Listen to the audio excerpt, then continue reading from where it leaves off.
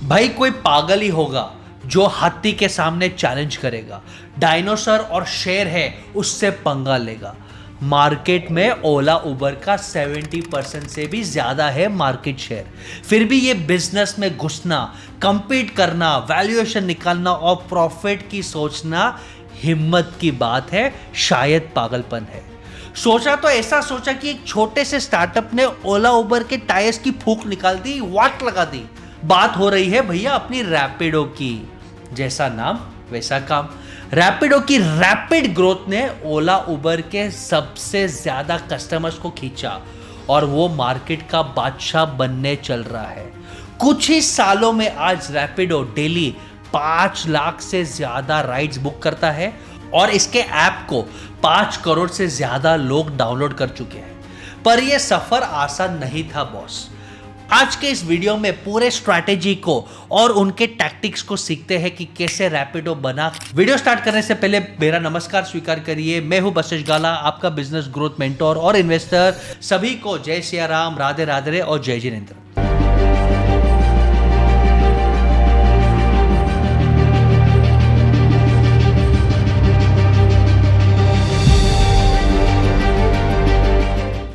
IIT में पढ़ने वाला अरविंद सनका फ्लिपकार्ट के लॉजिस्टिक्स डिपार्टमेंट में नौकरी कर रहा था, जॉब कर रहा था।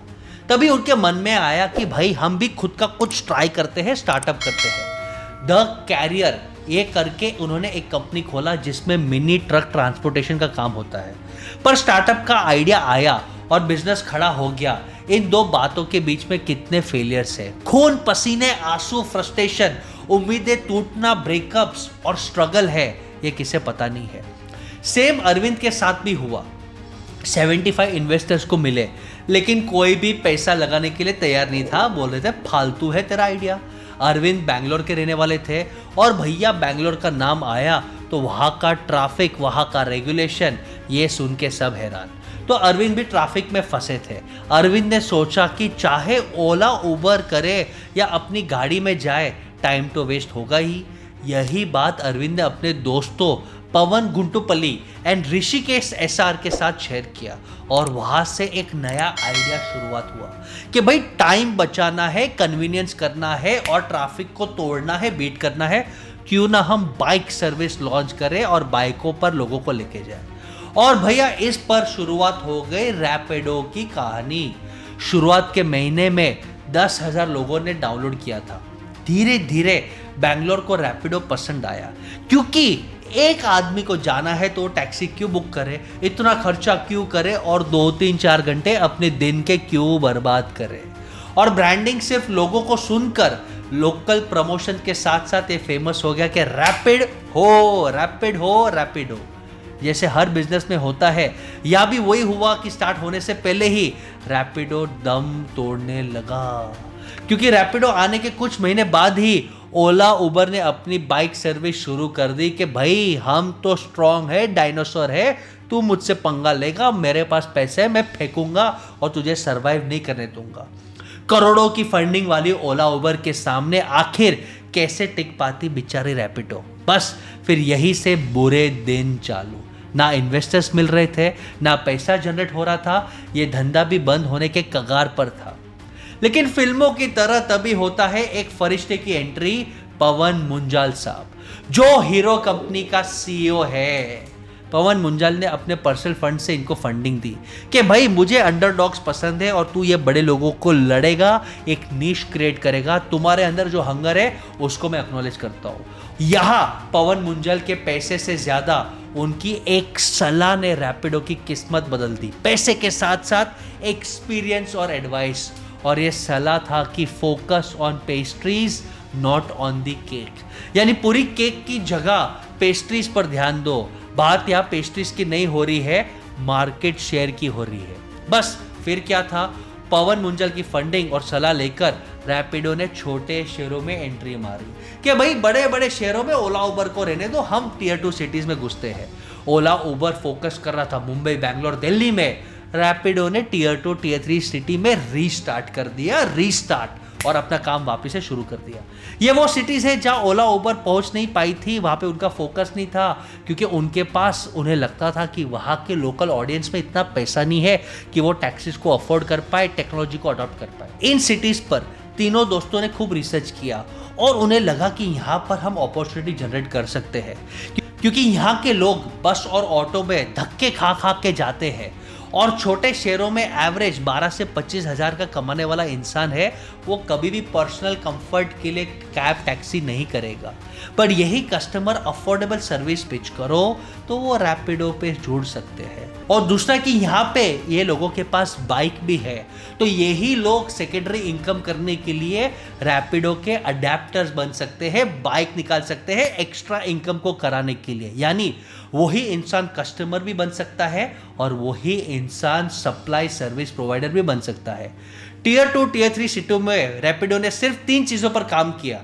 पहले अफोर्डेबिलिटी, दूसरा मार्केट शेयर कैप्चरिंग के यहाँ पे कोई डायनासोर नहीं है, सुमड़ी में घुस के बड़ा बन जाओ, और तीसरा एफिशिएंसी।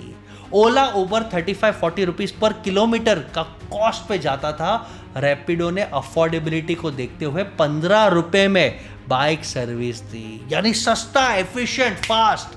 और लोग को ऑफिस जाते में 75% से ज्यादा ट्रैफिक बाईपास करने का मौका, जिप जुप बाहर हो गए, पहुंच गए। ऐसे में रैपिडो सर्विस सबसे बढ़िया था, क्योंकि कम दाम और फटाफट हो गया तुम्हारा काम, बस बिजनेस एक्सपांड होने लग गया। छोटी छोटी सिटीज में काफी दिक्कतें भी होती थी, या रैपिडो को लोगों की सोच के खिलाफ भी लड़ाई करनी पड़ी। सोच यही कि किस अनजान आदमी के साथ हम लड़की लेडीज लोग को कैसे बिठाएं, और परेशान है आपके कुछ अलग सोचने पर मजबूर करती है। यहाँ भी कुछ उन्होंने अलग कर दिया और बोला कि अगर आपको सोसाइटी कस्टम के इश्यूज है तो हम उसे भी चैलेंज करेंगे, सर्विस भी करेगी वुमन, नारी शक्ति। उन्होंने वुमेन कैप्टन रख दिए और लोगों का ट्रस्ट बढ़ गया कि अगर नारी को भी रैपिडो सर्विस यूज करना है तो वुमेन ड्राइवर्स वाले बाइक को वो यूज करेंगे। और जयपुर, मैसूर, सिलीगुड़ी ऐसे 95 जैसे छोटे छोटे सिटीज में रैपिडो कुछ महीनों में एक्सपांड होकर किंग बन गया। अपनी सर्विस बढ़ाने के लिए अब रैपिडो ने सोचा, बाइक तो कर दी है, उन्होंने गाड़ी लॉन्च कर दी, टैक्सीज लॉन्च कर दी, ऑटो भी चालू कर दिए। अब सोचो, मार्केट में पहले से ही ओला उबर था, लेकिन ये छोटे छोटे शहर में ट्रस्ट जीतकर ओला उबर को अब वो कम्पीट करना चालू कर दिया। और रैपिडो की बिजनेस स्ट्रैटेजी थी, उसके कारण इसका बिजनेस टर्नओवर 300% बढ़ गया। आज 450 करोड़ के आसपास का टर्नओवर करता है। ये स्ट्रैटेजी आप भी अपने बिजनेस में एक्सपांड करने के लिए लगा सकते हो कि भाई कस्टमर कैप्टन फ्रेंडली पॉलिसीज बनाओ, काम करने वाला लोग भी खुश हो, कस्टमर भी खुश हो, नीश ढूंढो जहाँ पे बड़े बड़े हाथी न हो, तो आप भी रिलायंस या बड़े बड़े हाथी के सामने compete कर पाएंगे। रैपिडो के स्ट्रैटेजी में और एक सीक्रेट था जो एंटरप्रेन्योर्स को सीखना चाहिए, वो है सिंप्लिसिटी। यूजर्स के लिए सिंपल फॉर्मेट कि भाई लाइव लोकेशन को पिन करो और आसपास बाइक देखो, आपको कुछ मिनट्स में ही कैप्टन का नाम, बाइक नंबर और सब डिटेल्स मिल जाएंगी। यानी आसानी से कोई भी रैपिडो यूज कर सकता है। यूजर फ्रेंडली, सेफ्टी के साथ साथ अपने प्रोसेसेस पे भी उन्होंने बहुत ध्यान दिया कि भाई स्पीड मेंटेन हो रहा है, कोई वो ट्रैफिक सिग्नल वायलेट नहीं कर रहे, और एकदम सेफ्टी को लेके कि एक्सीडेंट ना हो, कोई फेटल इंसिडेंट्स ना हो, और ये काम उन्होंने बहुत अच्छे से किया। सबसे खास बात कि भाई बाइकर जो चला रहा है कैप्टन, उसका बिहेवियर कैसा है, वो पंक्चुअल है, वो पोलाइट है, क्या उसका ग्रूमिंग हाइजेनिक है, ये सब फीडबैक के बेसिस पर उन्होंने कंट्रोल किया। आजकल ओला उबर के ड्राइवर कभी कभी इरिटेट होकर बोल देते हैं, उन पर कोई एक्शन नहीं ले सकते, बिजनेस मॉडल मजबूर है, कैंसिल कर देते हैं, ओवरचार्ज करते हैं, सेफ्टी के भी इश्यूज हो जाते हैं। और ऐसे में रैपिडो ने अपने सॉफ्ट कल्चर का बहाना देखकर, सॉफ्ट कल्चर का स्ट्रेंथ करके लोगों के कस्टमर्स का ट्रस्ट जीत लिया। ये छोटे छोटे चीज़ों के कारण आज रैपिडो ज़्यादा है, और यही कारण है कि कैप्टन को भी अर्निंग्स मिलता है। यानी कैप्टन को 10,000 अर्निंग्स पर 500 रुपया सब्सक्रिप्शन देनी होती है। और एक खास बात उन्होंने रखा कि वो अपने टीम मेंबर्स और कैप्टन्स को कैसे रखे। यूजुअली ओला उबर कमीशन लेते हैं, कहीं 20%, 30%, और उन्हें इंसेंटिव देते कि भाई 7 दिन में 50 या 80 या 135 ट्रिप करेगा तो तुझे 2,000 या 6,000 एक्स्ट्रा इंसेंटिव देंगे। यानी उन्हें निचोड़ने का काम। यहाँ पे उन्होंने सोचा कि हम कमीशन कम करते हैं, उनको भाई फ्लैट सब्सक्रिप्शन चार्ज करते हैं कि हर महीने का आप 500 रुपया दो, जब तक आप 10,000 रुपया कमा रहे हो, यानी आपका कोई कमीशन नहीं, आप मेहनत करो, हमको सिर्फ 500 रुपया दो और आप अपना घर चलाओ। ये करके करके उन्होंने अपना सप्लाई बढ़ा दिया, जिसके कारण अवेलेबिलिटी और सर्विस सुधर गया। तो ये था इनका शानदार स्ट्रैटेजी। और रैपिडो ने लास्ट में एक ऐसा बिजनेस मॉडल में ऐसा टैक्टिक लॉन्च किया कि उन्होंने देखा कि बाइक कौन चलाता है, lower middle class struggling students जिनको इनकम चाहिए या डेली पॉकेट मनी चाहिए। ओला उबर यूजुअली वीकली या मंथली अपने फंड्स डिसबर्स करते हैं, रैपिडो ने अपने फंड्स डेली डिसबर्स करना चालू कर दिया, जिसके कारण बाइकर्स को इंसेंटिव मिलता है। मुझे लगता है रैपिडो का स्टोरी बहुत सुंदर है, बिजनेस मॉडल स्ट्रैटेजी बहुत सुंदर है।